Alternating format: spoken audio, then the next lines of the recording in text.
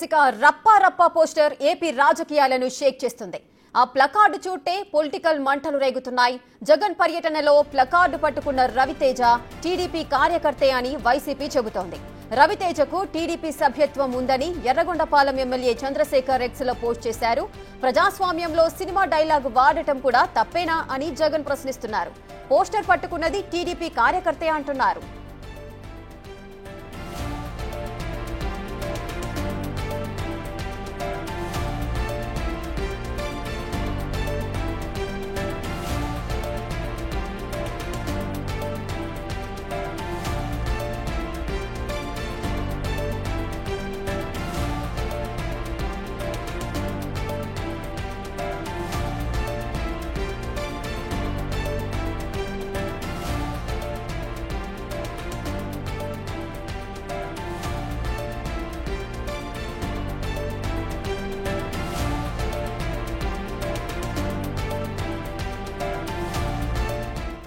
జాతరలో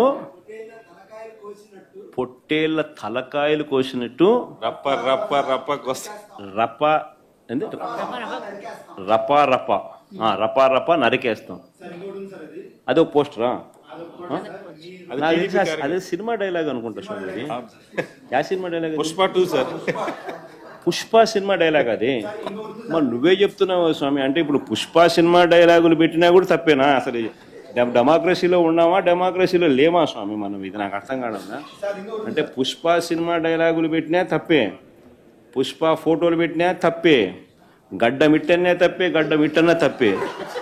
ఏంది స్వామి ఇది? ఏ ప్రపంచంలో ఉన్నాము? ఇదంతా డెమోక్రసీలో ఉన్నామా, డెమోక్రసీలో లేమా?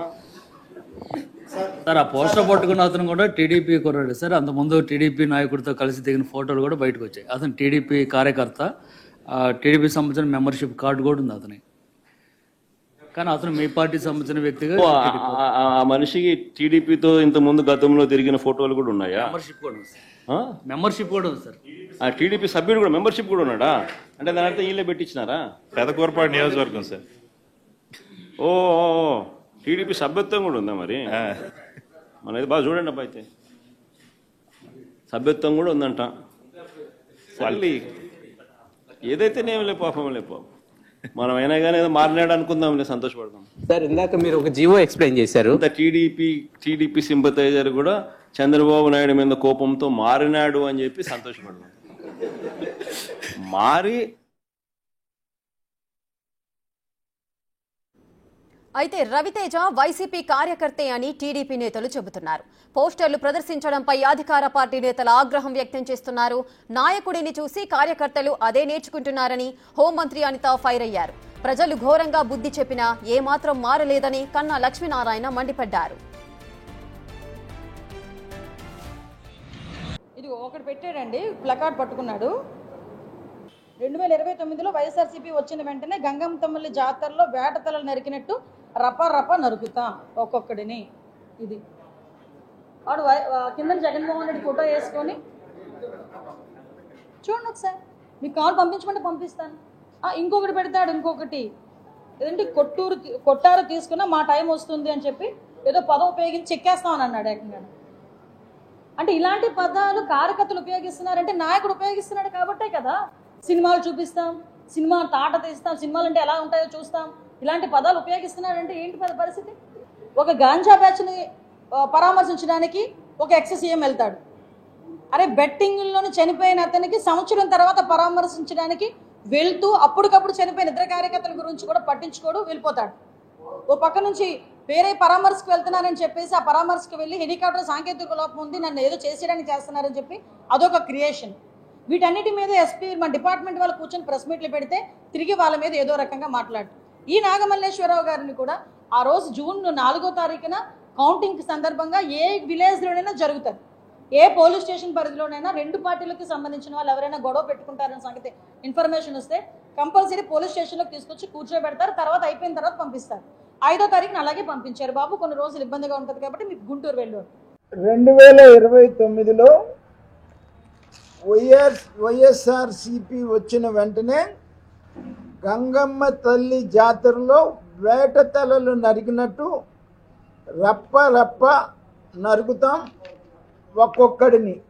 జగన్మోహన్ రెడ్డి ప్రవర్తనలో నిన్న జరిగినటువంటి అరాచక ర్యాలీకి ఏమన్నా మరి సంబంధం ఉంది కదా? నీ అరాచక పాలనకి ప్రతిపక్షంలో ఉన్నప్పుడు కూడా నీ అరాచక చేష్టలకి ఏమి మార్పేమి నీకు ప్రజలు బుద్ధి చెప్పినా కూడా వచ్చినటువంటి పరిస్థితి కాదు. ఇక మరోవైపు తన భర్తను అక్రమంగా అరెస్ట్ చేశారని రవితేజ భార్య శ్రావణి ఆరోపిస్తున్నది. మిత్రులతో కలిసి సరదాగా ర్యాలీకి వెళ్లిన తన భర్తను ఇందులో ఇరికించారని ఆవేదన వ్యక్తం చేస్తోంది. తన కొడుక్కి ఏ పాపం తెలియదని రవితేజ తల్లి కూడా చెబుతోంది. శ్రావణి, మా ఆయన పేరు రవితేజ. రాత్రి అన్నం తిని పడుకున్నాం. మేము 12 వచ్చి తీసుకుని వెళ్ళారు. అక్కడే తీసుకుని వెళ్ళి చెప్పలేదు. ఇంకా రాత్రి నుంచి తిప్పుతున్నారు, అటు ఇటు తిప్పుతున్నారు కానీ చెప్పట్లేదు ఎక్కడున్నారు. పొద్దున్న 9:30 టిఫిన్ పెడతామని బయటికి తీసుకెళ్లారు. 10కి మాకు చూపిస్తా అన్నారు.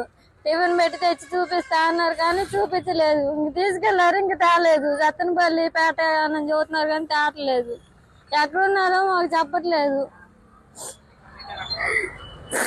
ఒక యూనిఫామ్ ఒక సివిల్లో వచ్చారు, తీసుకొని వెళ్ళారు. వెళ్ళేటప్పుడు మేము అడిగా ఎక్కడికంటే అవన్నీ చెప్పము, మేము మాట్లాడంటే నేను తీసుకొని వస్తామని చెప్పారు. కానీ చెప్పలేదు ఎక్కడికి తీసుకెళ్లారు. ఇంతవాటికి మాకు చూపించలే, అక్కడ ఉన్నారని చెప్పలే. నగరకల్లు తీసుకొని వెళ్ళారు. మాకైతే పిడుగురాలని చెప్పారు. తర్వాత నగరకల్లు తీసుకొని వెళ్ళారు. అక్కడ నుంచి ఇంకేడు తీసుకెళ్లారు. వచ్చి మళ్ళీ పోయాన్ని ఫోన్ తీసుకొని వెళ్ళారు. ఫోన్ మా దగ్గర ఉంటే మళ్ళీ ఏదైనా చేస్తామని ఫోన్ తీసుకొని వెళ్ళారు. నిన్న జగన్ వచ్చినప్పుడు పోయారు, అక్కడ ఫోటో దిగారు అంతే. ఆ ఫోటో దిగినందుకు దాన్ని ఇష్యూ చేశారు. ఎక్కడ తీసుకెళ్లారో తెలియదు. ఇంకా మా ఆయన మాకు కావాలి, ఎక్కడ ఉన్నా తీసుకురండి ప్లీజ్, మేము దండం పెడతాం. ఆయనకేం తెలియదు పాపం, కావాలని చేశారు. ఎవరు చేశారు అర్థం కావట్లేదు. ఎవరో చేశారు, ఎంత బ్లాక్మెయిల్ చేశారు మా ఆయన్ని. ఆయనకేం తెలియదు అసలుకి. ఎక్కడున్నారో తీసుకురండి ప్లీజ్.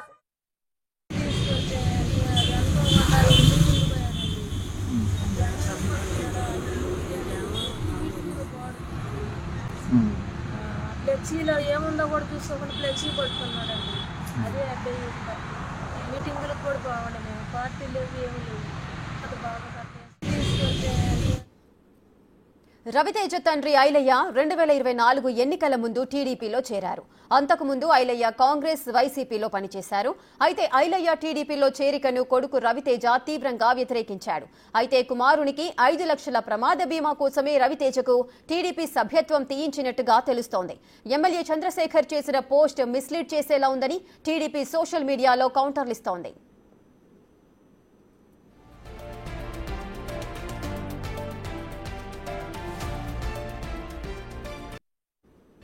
రైట్గా పూర్తి డీటెయిల్స్ మా ఎగ్జిక్యూటివ్ ఎడిటర్ అశోక్ లైవ్ లో అందిస్తారు. అశోక్, ఏపీ రాజకీయాలన్నీ కూడా ఈ పోస్టర్ చుట్టే అయితే తిరుగుతున్నట్టుగా కనిపిస్తోంది. అసలు రవితేజ ఆ రప్ప అనే పోస్టర్ ను ఆయనే వేయించి అలా పట్టుకోవడం జరిగిందా? అసలు దీనికి సంబంధించిన అసలు ఓవరాల్ గా అప్డేట్స్ ఏంటి, ఏం జరుగుతోంది?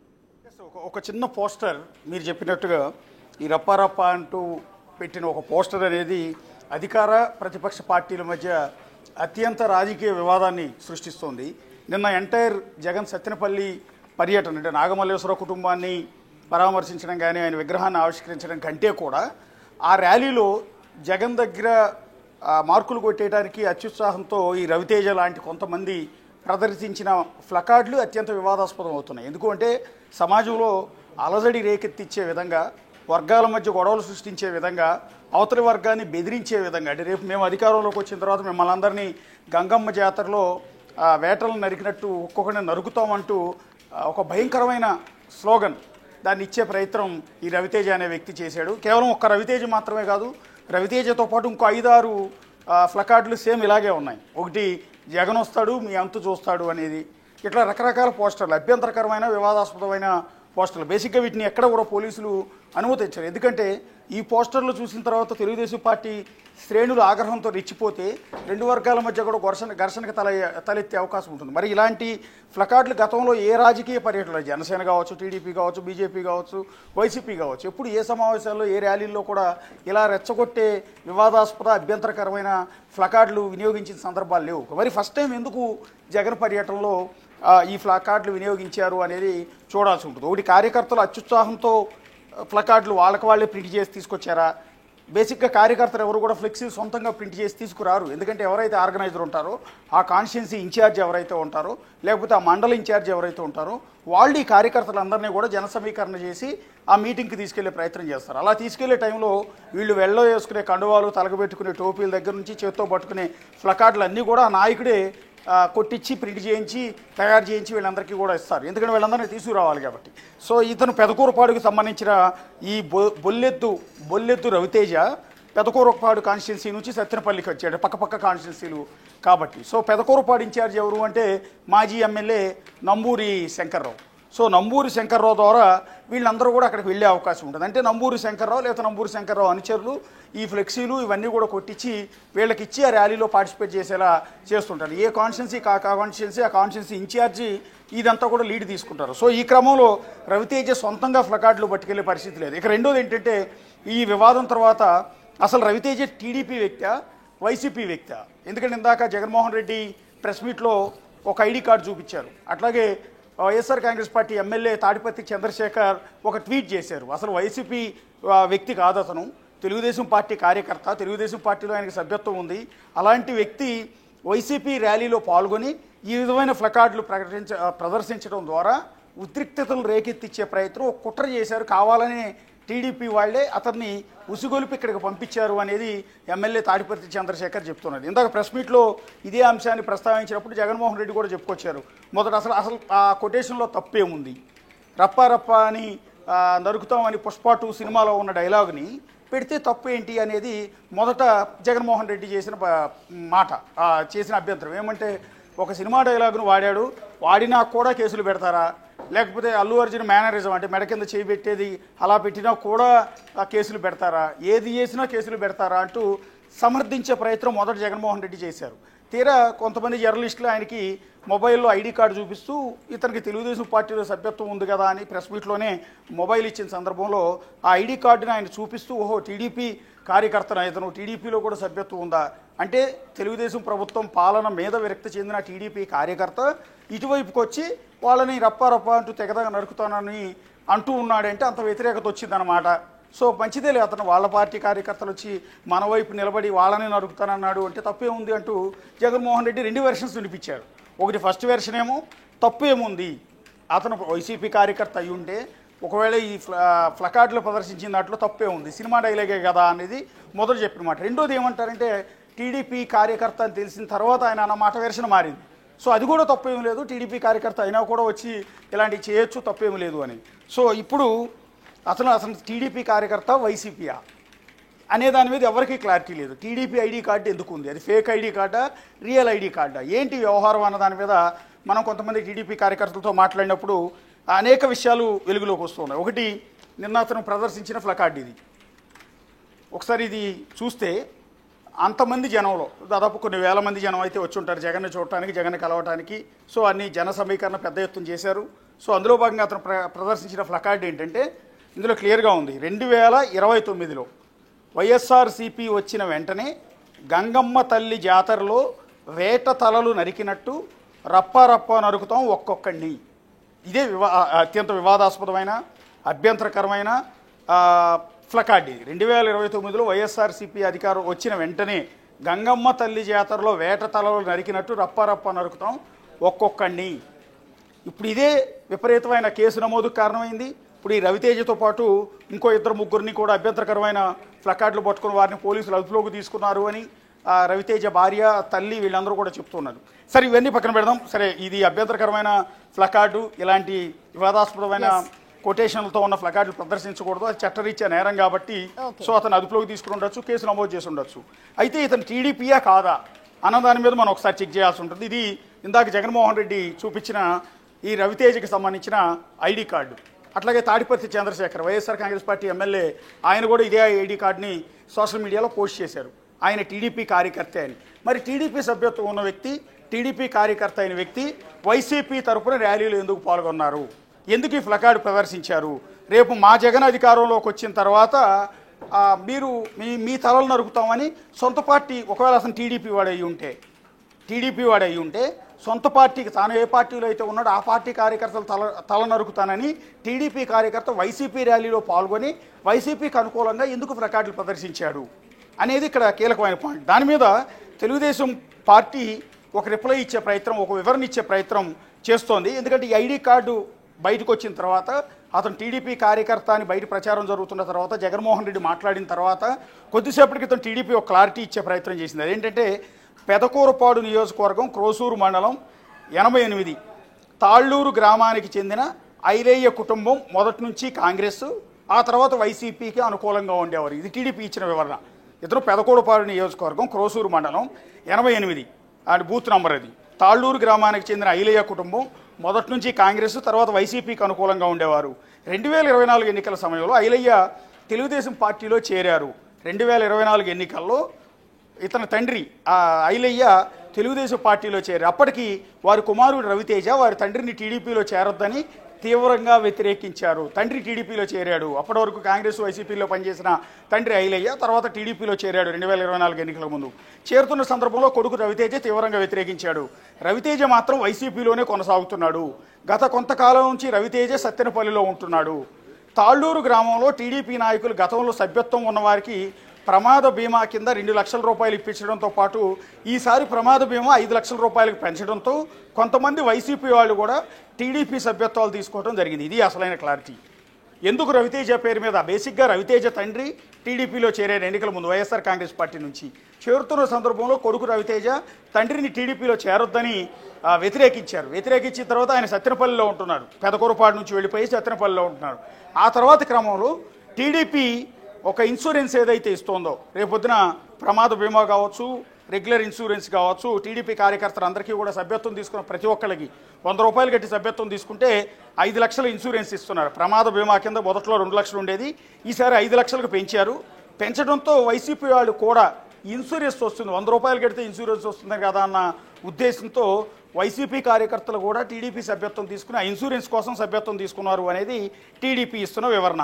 జగన్తో లాభం లేదు, బాబు అయితే సభ్యత్వానికి 5 లక్షల బీమా ఇస్తున్నాడు, అసలే నా కొడుకు రప్పారప్ప అంటూ సైకోల్తో కలిసి తిరుగుతున్నాడు, ఎప్పుడు పోయినా 5 లక్షల బీమా అయినా వస్తుందని సభ్యత్వం చేయించిన కుటుంబ సభ్యులు. ఇది టీడీపీ ఇచ్చిన వివరణ. జగన్తో ఎలాగూ లాభం లేదు, బాబు అయితే చంద్రబాబు అయితే సభ్యత్వానికి 5 లక్షల బీమా ఇస్తున్నారు, అసలే నా కొడుకు రప్పారప్ప అంటూ సైకోల్తో కలిసి తిరుగుతున్నాడు, ఎప్పుడు పోయినా ఒక 5 లక్షల బీమా అయినా వస్తుంది కానీ సభ్యత్వం చేయించింది కుటుంబ సభ్యులు అనేది టీడీపీ చెప్తున్న మాట.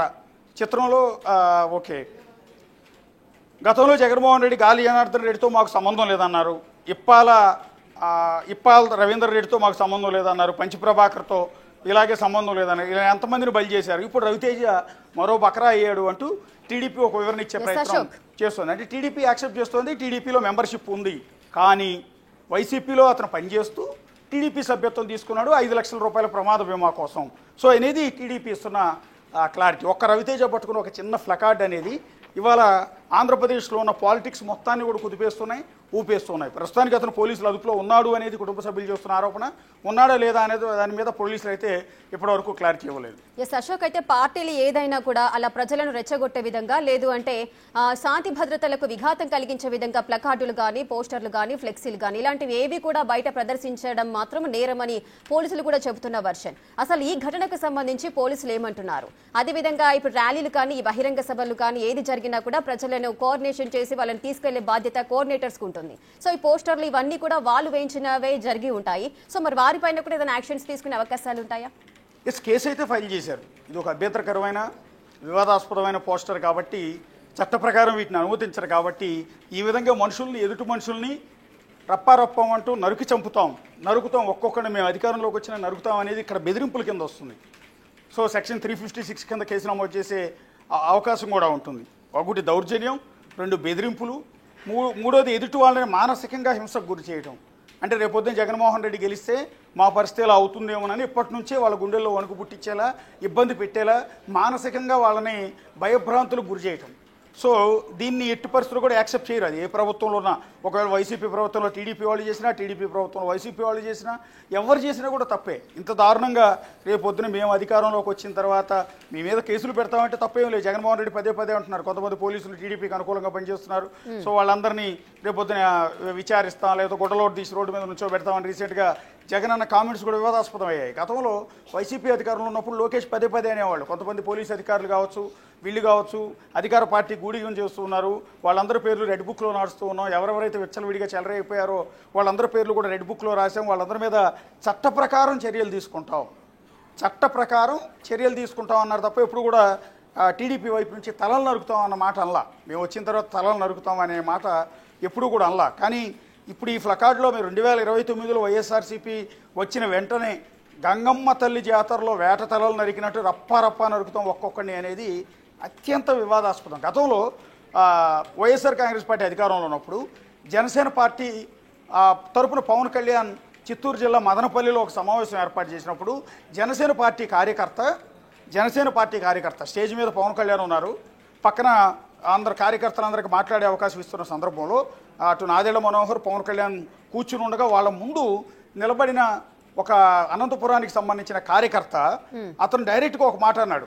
అప్పుడు అనంతపురంలో ఏదైతే పెనుగొండ రాఫ్తాడుకు సంబంధించిన అప్పటి ఎమ్మెల్యే తోపుదుర్తి ప్రకాష్ రెడ్డిని ఒక్క అవకాశం ఇస్తే అతను తలలు నరుకుతాం అని జనసేన కార్యకర్త స్టేజ్ మీద పవన్ కళ్యాణ్ పక్కనే కామెంట్ చేశాడు. అది అత్యంత వివాదాస్పదమైంది. ఆ రోజు ఆ మీడియా మొత్తం అది టెలికాస్ట్ చేసిన తర్వాత పవన్ కళ్యాణ్ అదే మీటింగ్లో వెంటనే అలర్ట్ అయ్యి ఛానల్స్లో బ్రేకింగ్ వస్తుంటే అది తప్పు, అది అతని ఉద్దేశం అది కాదు, నిజంగా తలనరికే ఉద్దేశం లేదు అతనికి, ఏదో మాట తూలేడు అతను, ఎందుకంటే తోపుదుర్తి ప్రకాష్ రెడ్డి వల్ల అతను సఫర్ అవుతున్నాడు కాబట్టి ఈ విధంగా మాట తూలేడు తప్ప అందులో ఎలాంటిది లేదని వివరణ ఇచ్చే ప్రయత్నం చేశారు. అంతేకాకుండా స్టేజ్ నుంచి బయటికి దిగిన తర్వాత ఆ కార్యకర్త కూడా, జనసేన పార్టీ కార్యకర్త కూడా మీడియా ముందు క్షమాపణ చెప్పాడు, నేను అలా అంటాం కరెక్ట్ కాదు, తప్పు అని. సో ఆ వివాదం అక్కడితో క్షమాపణ చెప్పడంతో సద్దుమణిగిపోయింది. ఒక ఎమ్మెల్యేని తలదీస్తానని అనటం ద్వారా అప్పుడు అతిపెద్ద సంచలనమైంది. ఇప్పుడు అలా కాదు, ఏకంగా వైసీపీ వచ్చిన వెంటనే గంగమ్మ తల్లి జాతరలో వేట తలలు రప్ప నడుపుతాం ఒక్కొక్కడిని అంటే ఎంటైర్ టీడీపీ వాళ్ళని, ఎంటైర్ వైసీపీ జనసేన వాళ్ళని, ఎంటైర్ బీజేపీ వాళ్ళందరినీ కూడా ఈ విధంగా తలలు నరుకుతామని, ఒక విధ్వంసం సృష్టిస్తాం, ఒక అరాచకం సృష్టిస్తామని ఈ కొటేషన్ ద్వారా లేకపోతే ఈ ఫ్లకార్డ్ ద్వారా చెప్పే ప్రయత్నం వీళ్ళు చేశారు కాబట్టి ఇప్పుడు ఇంత చర్చనీయాంశం అవుతుంది. సో ఇప్పుడు రవితేజ అయితే పోలీసులు అదుపులోనే ఉన్నాడు, పోలీసులు అదుపులోకి తీసుకున్నాం అన్న మాటని అఫీషియల్గా ఎక్కడ కూడా చెప్పలేదు, కేసు నమోదు చేశామని చెప్తున్నారు. ప్రస్తుతం విచారిస్తున్నట్టుగా అయితే తెలుస్తోంది. ఎందుకు అంటే ఇతను ఉద్దేశపూర్వకంగానే పెట్టాడా, కుట్ర ప్రకారం పెట్టాడా, పార్టీ పెట్టముంటే పెట్టాడా, పార్టీ ఇన్ఛార్జి పెట్టముంటే పెట్టాడా, సొంతంగానే పెట్టాడా అనే దాని మీద పోలీసులు అయితే ఇతను విచారిస్తున్నట్టుగా తెలుస్తోంది. అశోక్, గతంలో కూడా వైఎస్ జగన్ కూడా సినిమా డైలాగ్స్ ని ఉపయోగిస్తూ కూడా కొన్ని కామెంట్స్ చేయడం అయితే జరిగింది.